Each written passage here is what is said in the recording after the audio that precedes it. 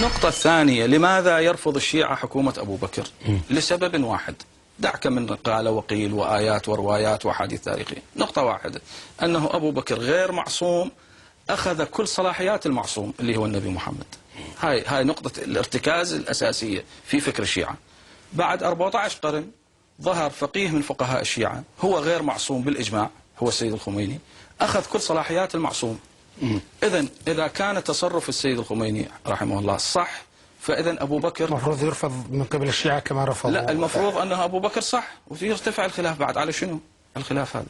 وإذا كان مصر، هذه مريحة بصراحة، يعني وصلنا لهالحل. وإذا كان الأخوة الشيعة مصرين على أن أبو بكر اشتبه في هذا، المفروض أن يقولون أن الخميني لا علاقة لفكرته بأساس، أن يرفضوا ولاية الخميني كما رفضوا خلافة أبي بكر. يعني لا يمكن أن يجتمعان ولاية الفقيه مع ولاية علي بن أبي طالب أبدا، لا يمكن. ولذلك أنا أقول هي تجربة فريدة، وقوتها ليس في جذرها العلمي، وإنما بكاريزما السيد الخميني. هو شخص عنده كاريزما مذهلة اللي الملايين بدأت تهتف باسمه.